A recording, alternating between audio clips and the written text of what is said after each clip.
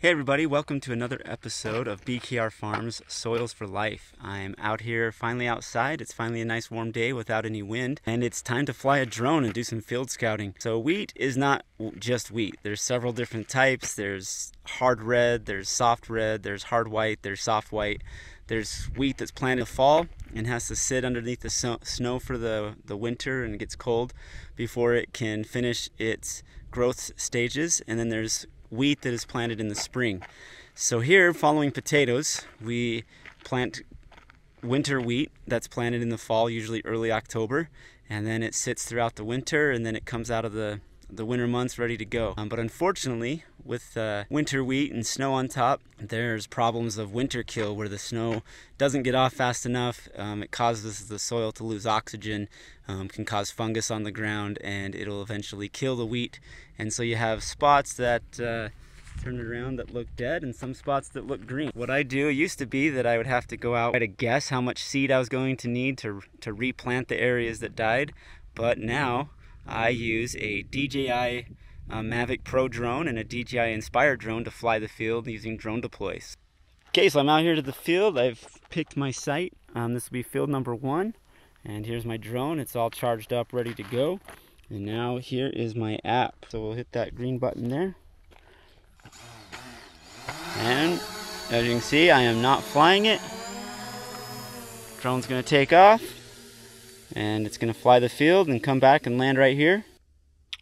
So it's just this easy. As you can see, the aircraft is flying and going back and forth, snapping images. One cool thing with drone deploy is it gives me a real live image as the drone is flying, but once it lands, it'll upload all this data to drone deploy and it'll stitch together a great map that I can use for scouting.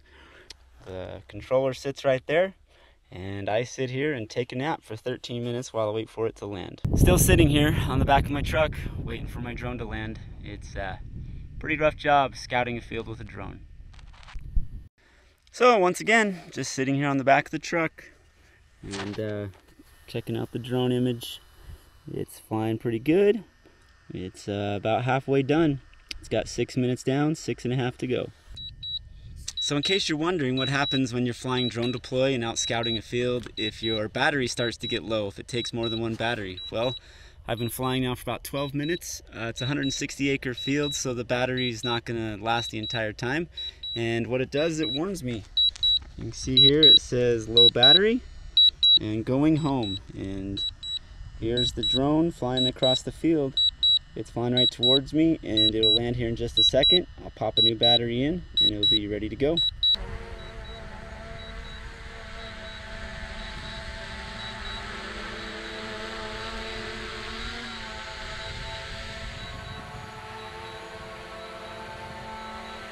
So here it is landing all on its own.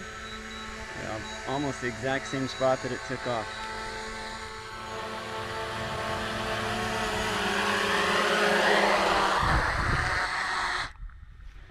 And we simply turn it off.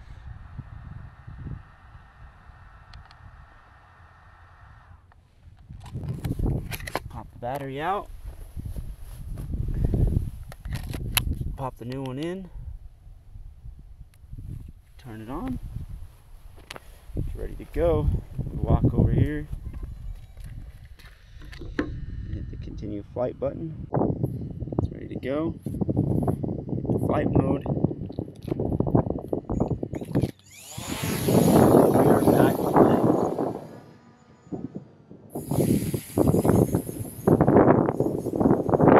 Come back over here to this. It's going to find its spot that it was at. And it's going to fly right back there and continue taking the pictures. Okay, the drone has finished its course. It's flying back home. It's taken about 415 images, and as soon as it lands, I'll take it back to the office, upload the imagery, and show you what I find out on how much was killed here. Okay everybody, I am back in the office. I have uploaded all the images. It takes about 5 minutes if you have a high-speed internet to upload all those images that we took. And then it takes, anywhere from 30 minutes to an hour for drone deploy to stitch the image together. This field's next to our golf course. So this is the image that we get. you can see that it is incredibly high resolution. You can zero in, build it out, and 1.8 inches per pixel, so incredibly high resolution. And you can see here the areas that didn't come through the winter very well that are going to need to be replanted. Now the cool thing about Drone Deploy is it's not just a pretty picture that's stitched together really nice. You have this plant health. I'm going to click on this. It's going to bring up some red areas. You can slide these sliders depending on your tolerance. If you want to err on the side of caution and replant more than you think, you can slide that left or right. Same with the green. All the green area is good where the biomass is good. The red areas that needs to be reseeded. In this upper left hand corner, 9.6 acres are going to need to be reseeded. About, it's a 50, this particular field's 55 acres. Now granted, there's some down here that's part of the golf course and some up here that's potato ground.